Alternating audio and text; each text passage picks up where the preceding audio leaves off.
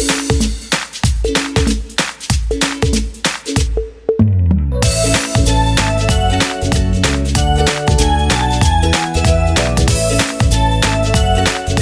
And welcome all my dear student, this is part 3 of towards green energy. इससे पहले हमने thermal power plant और nuclear power plant cover किया है। I hope वो 2 lecture आपने अच्छे से देखे हैं। वो 2 लेक्चर देखने के बाद ही ये तीसरा लेक्चर देखना, ठीक है। तो आज का टॉपिक है power generation plant based on natural gas, ठीक है।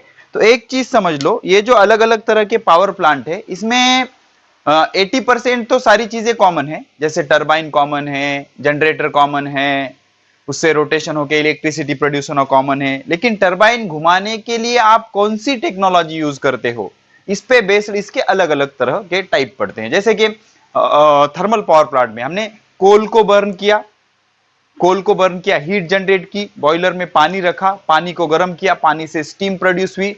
उस स्टीम को हाई प्रेशर और हाई टेम्परेचर में कन्वर्ट करने के बाद हमने टरबाइन के ब्लेड्स पे डाला, टरबाइन घूमने लगा, टरबाइन घुमा, जनरेटर घुमा, मैग्नेट घुमा, मैग्नेटिक फील्ड चेंज हुई, फैराडे का इलेक्ट्रोमैग्नेटिक इंडक्शन का प्रिंसिपल आया। And according to that principle जब मैग्नेटिक फील्ड चेंज होगी तब इंड्यूस्ड करंट उसमें प्रोड्यूस हो जाएगा। न्यूक्लियर पावर प्लांट में क्या किया, यूरेनियम या प्लूटोनियम, ये न्यूक्लियर फ्यूल था, इससे हीट जनरेट की, एनर्जी जनरेट की, उसका फिशन किया हमने। जैसे कि हमने यूरेनियम 235 पे न्यूट्रॉन बम्बार्ड किया, वो यूरेनियम 236 आइसोटोप बन गया उसका, वो हाईली अनस्टेबल होता है, उसका फिशन हुआ, ब्रेकिंग हुई, ब्रेकिंग होने के बाद बेरियम और क्रिप्टॉन मिला, उसके साथ 3 न्यूट्रॉन बाहर निकले और उसके साथ साथ बहुत सारी एनर्जी, कितनी सारी, 200 मेगा इलेक्ट्रॉनिक वोल्ट एनर्जी बाहर निकली। फिर वो 3 न्यूट्रॉन और 3 यूरेनियम 235 पे बम्बार्ड हुए, ऐसे चेन रिएक्शन कंटिन्यू हुई, बहुत सारी एनर्जी जनरेट हुई और इस एनर्जी का यूज करके हमने बॉयलर के अंदर पानी को गर्म किया। फिर वही प्रोसेस रिपीट की, बॉयलर में पानी गर्म हुआ, उसकी स्टीम जनरेट हुई, स्टीम को हाई प्रेशर और हाई टेम्परेचर पे मेंटेन किया गया, उसको टरबाइन पे डाला गया, टरबाइन की ब्लेड घूमी, टरबाइन कनेक्टेड था जनरेटर को, जनरेटर का मैग्नेट घूमा, मैग्नेट घूमते ही इलेक्ट्रोमैग्नेटिक इंडक्शन प्रिंसिपल अनुसार मैग्नेटिक फील्ड चेंज हुई, इंड्यूस्ड ईएमएफ प्रोड्यूस हुआ। अब वही हम क्या करेंगे, टरबाइन को घुमाने के लिए नेचुरल गैस को बर्न करेंगे। तो पहले समझ लेना what is mean by natural gas. तो नेचुरल गैस जमीन के अंदर अंडरग्राउंड मिलता है, अंडरग्राउंड जमीन के अंदर इसका नेचुरल रिसोर्स होता है, मिलता है। इसका कंटेंट क्या होता है, हाइड्रोकार्बन।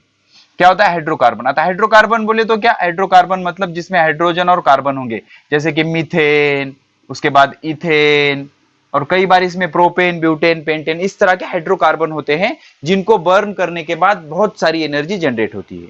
तो नेचुरल गैस क्या होता है, जमीन के अंदर एक सोर्स ऑफ गैस ऑब्टेन होता है जो कि हाइड्रोकार्बन से बना हुआ होता है। ऐसे सब्सटेंस जिसमें सिर्फ हाइड्रोजन और कार्बन होते हैं उनको हाइड्रोकार्बन कहा जाता है, जैसे methane, ethane, propane, butane, pentane, hexane, इस तरह के अलग अलग तरह के कंपाउंड से नेचुरल गैस बनता है। तो हम क्या करने वाले हैं, एक कंप्रेसर लेंगे। कंप्रेसर बोले तो वो हवा को कंप्रेस करके पास करेगा फॉर प्रेशराइज्ड एयर करके कंप्रेसर में से हम पास करेंगे कंबशन चेंबर को, और इसको नेचुरल गैस प्रोवाइड किया जाएगा।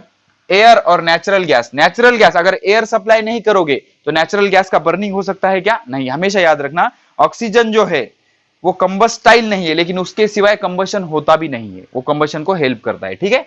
तो नेचुरल गैस मतलब वो सारा हाइड्रोकार्बन, मीथेन, इथेन नेचुरली जो जमीन के अंदर मिलता है वो, और कंप्रेसर से एयर प्रेशराइज करके जिसके मदद से कंबशन होने वाला है, जिसके प्रेजेंस में कंबशन होने वाला है, कंबशन चेंबर में कंबशन होगा।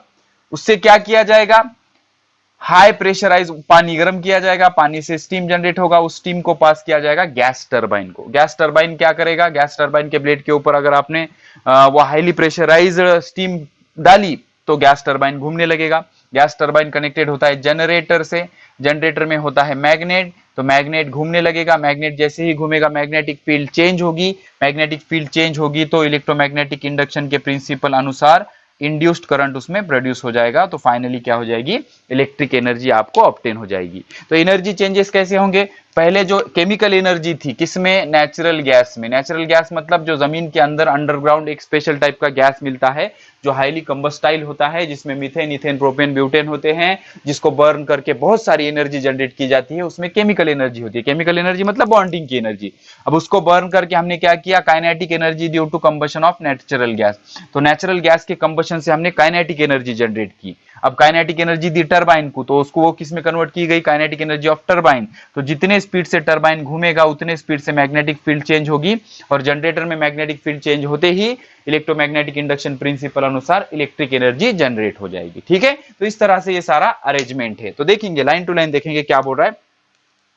Very high temperature and pressure is generated bye combustion of natural gas. This gas is used to run turbine. समझ रहे हो, तो नेचुरल गैस को बर्न करके बहुत ही हाई टेम्परेचर और प्रेशर का, बहुत ही हाई टेम्परेचर और प्रेशर का बहुत ही हाई टेम्परेचर और प्रेशर जनरेट किया जाएगा कंप्रेसर से। कंबशन यहां पर ये दोनों को सप्लाई करके कंबशन करके अब वो जो गैस है, वो जो स्टीम है, किस पे डाला जाएगा, गैस टरबाइन पे। तो इसके तीन पार्ट होते हैं, there are three main sector. कौन कौन से, एक तो कंप्रेसर जो हवा को कंप्रेस करेगा, दूसरा कंबशन चेंबर जिसमें कंबशन होने वाला है, तीसरा टरबाइन। टरबाइन तो सब में कॉमन ही होता है। ओके, टरबाइन तो हर पावर प्लांट में कॉमन होता है। टरबाइन में क्या होता है, एक रॉड होता है जिसको ब्लेड कनेक्टेड होते हैं, और वो रॉड किसको कनेक्टेड होता है, मैग्नेट को। ब्लेड पे हाई प्रेशराइज फ्लूइड हम डालते हैं, उससे टरबाइन घूमने लगता है, टरबाइन घूमने से मैग्नेट भी घूम जाएगा, मैग्नेटिक फील्ड चेंज हो जाएगी, वही स्टोरी बार बार रिपीट होगी। समझ में आया। तो इस तरह से ये सारा अरेंजमेंट होता है।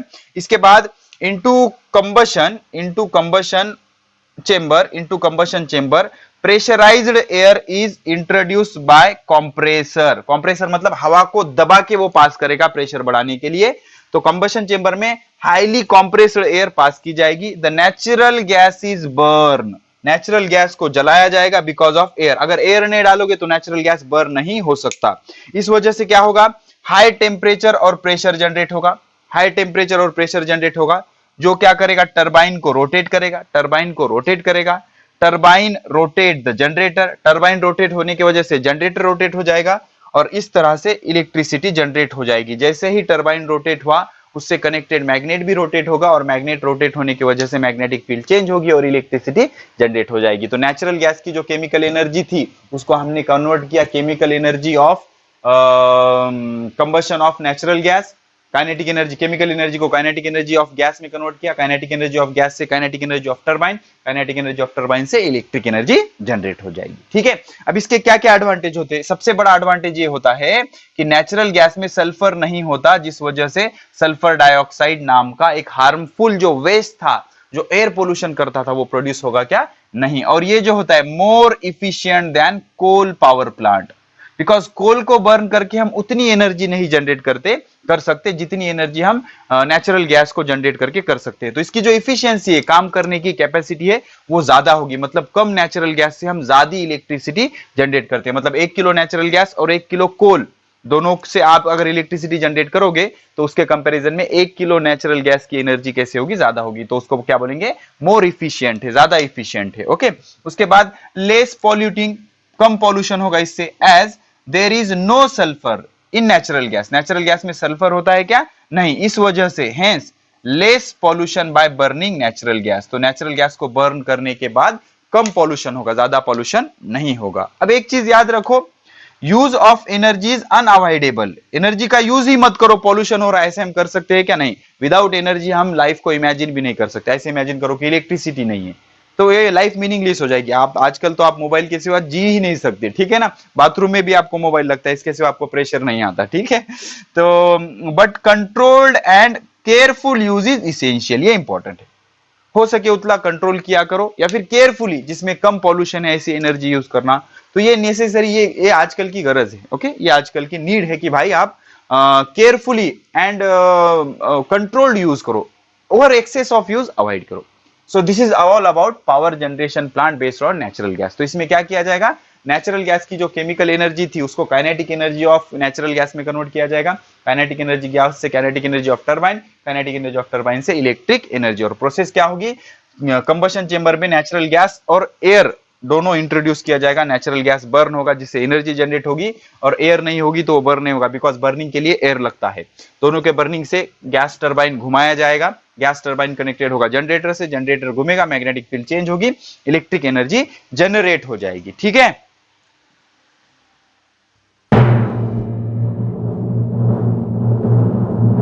अब schematic of natural gas oriented power plant, इसके आगे देखेंगे हम। उससे पहले एक चीज कवर कर लेते हैं, क्या? Electric energy generation and environment. एक चीज याद रखो, अभी तक हमने जो पावर प्लांट पढ़े हैं वो 3 पावर प्लांट हमने पढ़े हैं। एक था थर्मल पावर प्लांट, दूसरा न्यूक्लियर पावर प्लांट, और तीसरा natural gas based power plant. तो थर्मल पावर प्लांट में हमने कोल बर्न किया था। कोल बर्न करने के बाद बहुत सारे जो बाय प्रोडक्ट होते हैं वो एयर पॉल्यूटिंग होते हैं। दूसरे वाले में जिसमें हमने यूरेनियम और प्लूटोनियम का यूज किया था, इसको हैंडल करना इतना इजी नहीं होता, बहुत डेंजरस एक्सीडेंट इससे हो सकते हैं, और इससे जो रेडिएशंस निकलते हैं ये बहुत हार्मफुल होते हैं लाइफ के लिए, चाहे वो एनिमल हो, प्लांट हो, या फिर ह्यूमन बीइंग हो। उसके बाद तीसरा जो था नेचुरल गैस। नेचुरल गैस में फोसाइल फ्यूल यूज होते हैं। Fossil fuel in Marathi called as जीवाश्म ईंधन। जीवाश्म ईंधन मतलब दगड़ी कोळसा, क्रूड ऑयल, पेट्रोल, डीजल, ये जो जमीन के अंदर मिलते हैं। अब ये कैसे बनते हैं, इनके बनने की प्रोसीजर आपको पता होगी। होता क्या है, जमीन के नीचे प्लांट और एनिमल्स के जो बॉडीज है वो दब जाते हैं, और हजारों लाखों साल के बाद, मिलियन ईयर के बाद उनका डिकम्पोजिशन हो के फाइनली वो क्रूड ऑयल या कोल में कन्वर्ट होते हैं। That is called as fossil fuel. तो फोसाइल फ्यूल किसको बोलेंगे? जो एनिमल बॉडी या प्लांट बॉडी जमीन के अंदर दब जाती है, जमीन के अंदर, बिलो द जमीन, ओके, जमीन के नीचे चले जाते हैं, तो वो हजारों साल के बाद ऑटोमेटिकली प्रोसेस हो के किस में कन्वर्ट हो जाते हैं?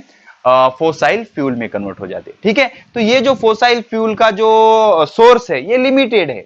अब ऑन एन एवरेज जो कोल है आगे 200 साल तक हमें वर्ल्ड में इतना ही कोल बचा है कि आगे 200 साल तक हम उसका यूज कर सकते हैं, और नेचुरल गैस 200 से 300 साल तक। अपना टेंशन नहीं, लेकिन अपने बच्चों के बच्चों का बहुत ज्यादा प्रॉब्लम हो जाएगा। ठीक है, तो फ्यूचर जनरेशन के लिए ये प्रॉब्लम आ सकते हैं। ठीक है, और बर्निंग की वजह से pollution day by day increase हो रहा है, नंबर ऑफ डिसीजेस इंक्रीज हो रहे हैं, अलग अलग तरह के प्रॉब्लम इससे क्रिएट हो जाती है। ठीक है, तो इन्वायरमेंट और एनर्जी जनरेशन का क्या रिलेशन है हम डिटेल में थोड़ा सा पढ़ते हैं। देखिए, फोसाइल फ्यूल्स, देखो फोसाइल फ्यूल बताया मैंने, फोसाइल फ्यूल क्या होता है? लाइक कोल जो हमने थर्मल पावर प्लांट में यूज किया, नेचुरल गैस जो natural gas based power plant में यूज किया, या न्यूक्लियर फ्यूल जो न्यूक्लियर पावर प्लांट में हम यूज करते हैं, जैसे कि यूरेनियम, प्लूटोनियम आर हैजार्डस, ये बहुत डेंजरस होते हैं।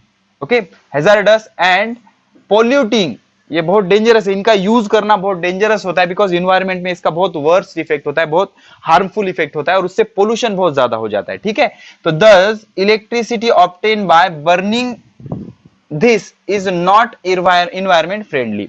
तो इसको बर्न करके इलेक्ट्रिसिटी जनरेट की थी हमने। अरे भाई, हमने इसमें क्या किया था? थर्मल पावर प्लांट में कोल को बर्न किया था, न्यूक्लियर पावर प्लांट में यूरेनियम को फिशन किया था, उसके बाद नेचुरल गैस पावर प्लांट में नेचुरल गैस को बर्न किया था। तो इनको बर्न करने से बहुत सारा पोल्यूशन जनरेट हो जाता है, जो कि इन्वायरमेंट फ्रेंडली बिल्कुल नहीं है। ठीक है, तो एक्सेसिव यूज, अगर इसका लिमिट से ज्यादा यूज करोगे of this fuel causes environment degradation. Degradation मतलब इन्वायरमेंट की हानि होती है, इन्वायरमेंट का नुकसान होता है, बहुत पॉल्यूशन हो जाता है। ठीक है, समझ में आया? तो जो फोसाइल फ्यूल है like coal, natural gas, nuclear fuel, uranium and plutonium, ये सारे न्यूक्लियर फ्यूल जो है ये हैजार्डस है, इनका यूज पोल्यूशन जनरेट करने वाला है। इनको अगर बर्न करोगे तो बहुत सारा एयर पोल्यूशन होगा। न्यूक्लियर जो फ्यूल होते हैं, यूरेनियम, प्लूटोनियम, इससे बहुत सारे कॉस्मिक रेडिएशन इमिट होते हैं। तो ये हैजार्डस है, इससे क्या होता है? इन्वायरमेंट का डिग्रेडेशन होता है, क्षपन होता है, नुकसान होता है। ठीक है, अब कैसे होता है नुकसान देख लो। पोल्यूशन कैसे जनरेट होता है? पोल्यूशन कैसे होता है सेकंड पॉइंट में देखेंगे। पोल्यूशन देख लो, इनकम्प्लीट कंबशन ऑफ फ्यूल। हम जब फ्यूल को जलाते हैं ना तो उसका इनकम्प्लीट कंबशन होता है, जिसकी वजह से सीओ जनरेट होता है। सीओ मतलब कार्बन मोनोऑक्साइड। कार्बन मोनोऑक्साइड जो क्या कर देता है? एयर को पॉल्यूट कर देता है। एडवर्स इफेक्ट ऑन हेल्थ, इसके हेल्थ पे नुकसानदायक, एडवर्स, खराब इफेक्ट है। ठीक है ना, हेल्थ के लिए ये बिल्कुल अच्छा नहीं होता। ठीक है, तो burning of fossil fuel like coal, natural gas, इनको अगर बर्न करोगे आप तो इसमें से टॉक्सिक गैस इमिट हो जाएंगे, सूट पार्टिकल्स इमिट होंगे जो कि रेस्पिरेटरी सिस्टम के लिए बिल्कुल अच्छे नहीं होते। इस वजह से क्या हो जाता है, एयर पॉल्यूशन हो जाता है, हवा पोल्यूट हो जाती है, problems of respiratory system like asthma. आप नोट करो जो इंडस्ट्रियल एरिया है वहां पर पर्सन को अस्थमा कॉजिंग पर्सन होते हैं, अस्थमा का परसेंटेज वहां पे ज्यादा होता है। इंडस्ट्रियल जैसे चंद्रपुर में चले जाओ आप, वहां पर कोल थर्मल पावर प्लांट है, तो वहां के लोगों को अस्थमा बहुत ज्यादा होता है, वहां के एयर में पॉल्यूशन ज्यादा है, बिकॉज वहां पे सूट पार्टिकल ज्यादा है, डेंजरस पॉइजनस गैसेस वहां के हवा में ज्यादा होते हैं। ठीक है, तो अब दूसरा कैसे पोल्यूशन हो सकता है, बर्निंग ऑफ फ्यूल, फ्यूल को बर्न करोगे, increase percentage of carbon monoxide in air. तो अगर आप बर्न करोगे तो उससे कार्बन मोनोऑक्साइड जनरेट हो जाएगा और जिससे ग्लोबल वार्मिंग होगी। ग्लोबल वार्मिंग मतलब टेम्परेचर बढ़ना, कम हो जाना, बरसात में धूप निकलना, धूप में पानी गिरना, तो क्लाइमेट चेंज हो जाता है। इसके भी एडवर्स इफेक्ट होते हैं इन्वायरमेंट पे, ह्यूमन बीइंग पे, लिविंग ऑर्गेनिज्म पे। ठीक है ना, तो इस तरह से ये सारी चीजें होती है। Burning of fuels like coal, diesel, petrol, ETC, इनको अगर बर्न करोगे तो नाइट्रोजन डाइऑक्साइड, इसका नाम क्या होता है, नाइट्रोजन डाइऑक्साइड, नाइट्रोजन डाइऑक्साइड या कई बार नाइट्रिक ऑक्साइड NO, ये भी इमिट होता है, नाइट्रोजन डाइऑक्साइड इमिट होता है, जिससे एसिड रेन होता है। एसिड रेन मतलब क्या, इन्वायरमेंट में NO2 गैस होता है। अब जब पानी गिरेगा तो पानी का फॉर्मूला होगा H2O, तो H2O और NO2 मिक्स होके वेरी डेंजरस एसिड बन जाता है HNO3, जिसको बोलते हैं हम नाइट्रिक एसिड। तो नाइट्रिक एसिड अगर पानी के साथ गिरेगा तो एसिडिक रेन होगा वो, and it is very harmful for plant. जो खेती करते हैं ना लोग, उसके लिए बहुत डेंजरस। हम जो फर्टिलाइजर डालते हैं वो बेस होते हैं, बेस, हमें जमीन बेसिक करनी होती है। अगर एसिड ऊपर से गिर रहा है तो उसमें पौधे, पेड़, जो किसान जो भी बीज बो रहे हैं वो बढ़ सकते हैं क्या, नहीं, तो वो पौधों के लिए अच्छा नहीं होता। That is called as acid rain. Okay, अब ये जो है नॉन रिन्यूएबल सोर्स है, नॉन रिन्यूएबल नेचर है सारे सोर्स का। नॉन रिन्यूएबल नेचर मतलब इनको हम फिर से डेवलप कर सकते हैं क्या, जल्दी नहीं डेवलप कर सकते। देख लो, formation of fossil fuel. Fossil fuel कैसे फॉर्म होते हैं मैंने बताया आपको। जमीन में आदमी के बॉडी, प्लांट की बॉडी, एनिमल की बॉडी जमीन के अंदर आपने अगर दबा के रखी हजारों साल तक, fossil fuel such as coal, कोलसा, hydrocarbon, crude oil, natural gas, liquid petroleum gas, CNG gas, took millions of year, हजारों लाखों साल लग जाते हैं उनको। जैसे एनिमल बॉडीज, प्लांट बॉडीज अगर जमीन के नीचे दबाकर आप हजारों साल तक रखोगे तो हजारों साल बाद वो plant body and that animal body is converted into coal, crude oil and may be other fossil fuels. ठीक है, तो बट देयर एक्सेसिव यूज, अगर इनको आप एक लिमिट से ज्यादा यूज करोगे तो डिप्लेटिंग ऑफ दिस फ्यूल, ये खत्म होने वाले, एक दिन डिप्लेशन हो रहा है उनका, कम होते जा रहे हैं वेरी रैपिडली, बहुत फास्टली कम होते जा रहे हैं। फिर अब the coal resources in the world are limited है, last for next 200 year, last मतलब पूर्तिल, अगले 2 साल तक ही जाएंगे, अगले 2 साल तक ही पूरेंगे, इतने ही कोल सोर्स है। और नेचुरल गैस दुनिया में ऐसे है जो 200 से 300 साल तक ही आगे हमें सफिशिएंट है, 200-300 साल तक ही चलेंगे, उसके बाद खत्म हो जाएंगे। तो कोलसा कितने साल तक चल सकता है, कितने साल के लिए अवेलेबल है, 200 साल, और उसके नेचुरल गैस 200 से 300 साल तक, मतलब डेफिनेटली एक ना एक दिन ये खत्म होने वाली है सारी चीजें। फिर अब प्रॉब्लम्स अबाउट न्यूक्लियर एनर्जी। अब न्यूक्लियर एनर्जी के तो अलग ही प्रॉब्लम है, आर ट्रेमेंडस, बहुत ज्यादा नुकसानदेह इनके है। इट इमिट टॉक्सिक मटेरियल, इससे क्या हो जाता है, इसके यूज से टॉक्सिक मटेरियल, कॉस्मिक रेडिएशन जो कि बहुत हार्मफुल होते हैं ह्यूमन बीइंग के लिए, ये इमिट हो जाते हैं। Disposal of this nuclear waste is difficult, इनको डिस्पोज करना, इनको डिस्ट्रॉय करना बहुत ज्यादा डिफिकल्ट होता है, प्रॉब्लम्स होते हैं उससे। अगर मान लो खुदा ना खास्ता accident in nuclear plant are very dangerous, can be very highly disastrous, मतलब इनसे अलग अलग तरह के डिजास्टर्स हो सकते हैं, बहुत बड़े नुकसान हो सकते हैं, स्फोट हो सकता है, या फिर पूरा शहर जल सकता है। ठीक है ना, तो इस तरह से ये सारी चीजें हो सकती है। तो moral of the story is, जो फोसाइल फ्यूल है उनका लिमिटेड यूज करना बहुत ज्यादा इंपॉर्टेंट है। लिमिट से ज्यादा यूज करोगे तो एक ना एक दिन ये खत्म हो जाएंगे, फिर उसके बाद एनर्जी के प्रॉब्लम्स आ सकते हैं। ठीक है, अब इसके बाद हम क्या करेंगे, इसी लेक्चर में स्कीमेटिक देखेंगे, power plant based on natural source, और कुछ क्वेश्चन भी सॉल्व करेंगे। ठीक है,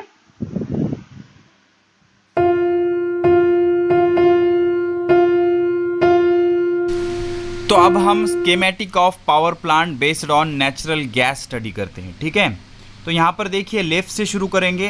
फ्यूल का एक चेंबर दिखाई दे रहा है, उसके नीचे एयर कॉम्प्रेसर है, उसके साइड में कंबशन चेंबर है, नीचे गैस टरबाइन है, गैस टरबाइन से इमिशन ऑफ हॉट गैसेस होगा, गैस टरबाइन कनेक्टेड है जनरेटर को और जनरेटर से जनरेट होगी electric energy.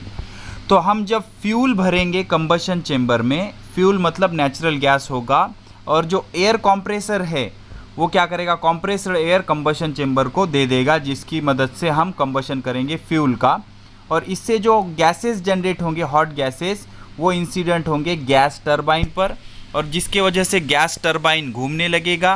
Gas turbine connected होगा जनरेटर को, जनरेटर में क्या होता है, मैग्नेट, तो जैसे ही गैस टरबाइन घूमने लगेगा मैग्नेट भी घूमेगा, और मैग्नेट के घूमते ही मैग्नेटिक फील्ड चेंज होना शुरू हो जाएगी, और ऐसे क्या हो जाएगा, इलेक्ट्रोमैग्नेटिक इंडक्शन के प्रिंसिपल अनुसार इलेक्ट्रिक एनर्जी जनरेट हो जाएगी।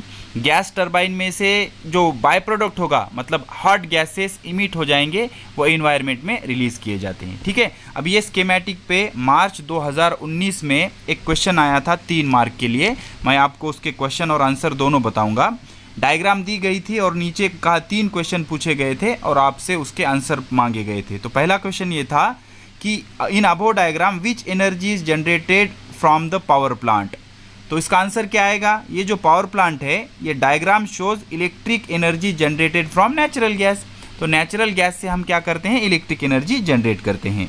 दूसरा क्वेश्चन पूछा था स्टेट इट्स सोर्स, इसका सोर्स क्या है, तो इसका सोर्स क्या है, the energy is generated from natural gas. तो नेचुरल गैस क्या होगा, इसका सोर्स होगा, मतलब इनपुट हम क्या दे रहे हैं, नेचुरल गैस दे रहे हैं। ठीक है ना।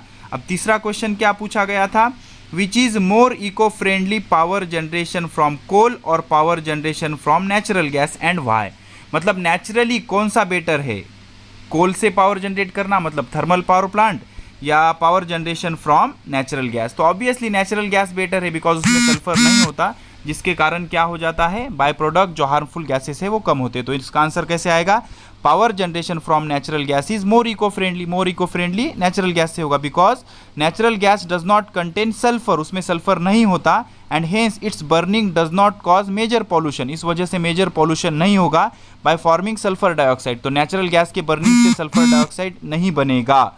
The efficiency of power generation by natural gas is also high. तो 2 उसके पॉजिटिव है, एक तो नेचुरल गैस के पावर प्लांट की इफिशियंसी ज़्यादा होती है, और दूसरा जो बाय प्रोडक्ट बनते हैं जो हार्मफुल गैसेस होते हैं वो थर्मल बेस्ड पावर प्लांट यानी कोल का यूज़ करके ज़्यादा हार्मफुल गैसेस प्रोड्यूस होते हैं, लेकिन नेचुरल गैस से हार्मफुल गैसेस या डेंजरस गैसेस जैसे कि सल्फर डाइऑक्साइड नहीं प्रोड्यूस होते। तो नेचुरल गैस बेस अच्छा रहेगा।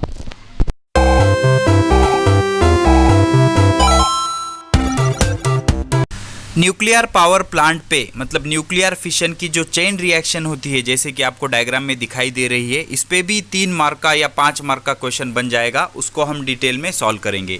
तो पहले समझ लो न्यूक्लियर फिशन कैसे होता है। न्यूट्रॉन को बम्बार्ड किया जाता है यूरेनियम 92-235 के साथ, उसका कन्वर्जन होता है आइसोटोप यूरेनियम 92-236 में, जो हाईली अनस्टेबल होता है, उसकी ब्रेकिंग होती है, फिशन होता है, और उसके 2 न्यूक्लियस बन जाते हैं, बेरियम 56-141 और क्रिप्टॉन 36-92। और इस प्रोसेस में 3 न्यूट्रॉन बाहर निकलते हैं और बहुत ज़्यादा एनर्जी मतलब 200 मेगा इलेक्ट्रॉनिक वोल्ट एनर्जी बाहर निकलती है। अब ये 3 न्यूट्रॉन दूसरे 3 यूरेनियम 235 पे बम्बार्ड किए जाएंगे, और इस तरह से सेम प्रोसेस बार बार रिवाइज होगी, और इसको बोलते हैं चेन रिएक्शन, जिससे बहुत सारी एनर्जी जनरेट की जाती है। अब इस पे क्वेश्चन और आंसर कैसे आ सकते हैं। पहला क्वेश्चन आपको पूछ सकता है नेम द रिएक्शन, तो उसका आंसर क्या होगा, the reaction shown in nuclear fission और चेन रिएक्शन। तो ये जो रिएक्शन है ये न्यूक्लियर फिशन की रिएक्शन है या फिर चेन रिएक्शन है। ठीक है। अब दूसरा क्वेश्चन क्या पूछ सकता है, where is this reaction used. तो ये रिएक्शन कहाँ पे यूज होगी, this reaction is used in nuclear power plant where electricity is generated by using nuclear energy. ठीक है। अब तीसरा क्वेश्चन क्या पूछ सकता है, which element is used in it. तो इसमें कौन सा एलिमेंट यूज किया जाएगा, the element used in this power plant is uranium 235, और उस पर न्यूट्रॉन डालकर उसको 236 में किया जाता है, और फिर बाद में उसको ब्रेक करके एनर्जी जनरेट की जा सकती है। अब एक क्वेश्चन ऐसा भी आ सकता है, identify the process shown in the figure and name it. तो above figure shows nuclear fission chain reaction of uranium 236 या 235, ठीक है।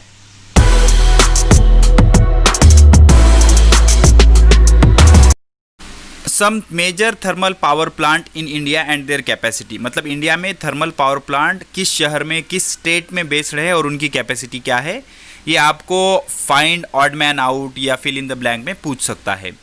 तो विद्यानगर प्लेस का नाम है, ये मध्य प्रदेश स्टेट में आ जाता है। 4760 मेगावाट कैपेसिटी है इसकी।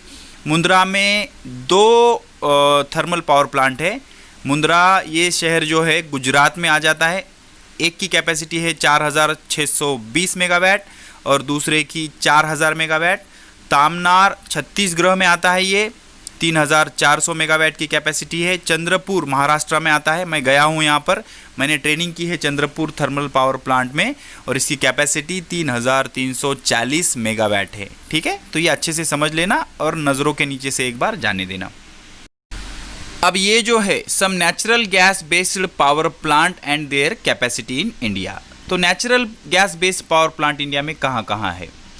ये जो पहला प्लेस है समरकोटा, ये आंध्र प्रदेश स्टेट में आता है। 2620 मेगावाट की इसकी कैपेसिटी है। अंजनवेल महाराष्ट्र में 2220 मेगावाट की कैपेसिटी है। बवाना दिल्ली में आता है, ये 1500 मेगावाट की कैपेसिटी है। कोंडापल्ली आंध्र प्रदेश में आ जाएगा, ये 1466 मेगावाट की इसकी कैपेसिटी होगी। Okay, very important points for your 1 mark question in board exam. अब ये न्यूक्लियर पावर प्लांट जो इंडिया में है, ये आपके लिए होमवर्क रहेगा। सारी चीज़ें मैं ही बताऊंगा तो आप क्या करोगे यार, ठीक है ना। तो कुंडाकुलम कौन से स्टेट में आपको पता करना है और उसकी कैपेसिटी क्या है। और ये सारे न्यूक्लियर पावर प्लांट हैं, इसमें हम न्यूक्लियर एनर्जी को इलेक्ट्रिक एनर्जी में कन्वर्ट करेंगे। तारापुर में भी एक है, तारापुर कौन से स्टेट में आता है देख लेना इंटरनेट पर और उसकी कैपेसिटी देख लेना। और तीसरा क्या है रवता भाटा, ये कौन से स्टेट में आता है देख लेना। काइगा ये कौन से स्टेट में आता है और इसकी कैपेसिटी क्या है। ये एमपीएससी के लिए भी आपको, एमपीएससी यूपीएससी के लिए भी बहुत इंपॉर्टेंट है। अभी याद कर लोगे तो आगे इसका फ़ायदा ही होगा आपको, ठीक है। तो यहाँ पर इस लेक्चर को करते ख़त्म। जल्दी मिलेंगे एक नेक्स्ट लेक्चर में। पढ़ाई करते रहे, चैनल को शेयर करना ना भूले। नीडी स्टूडेंट तक चैनल और वीडियोज़ को ज़रूर पहुँचाए। Thanks for support. Thank you everyone.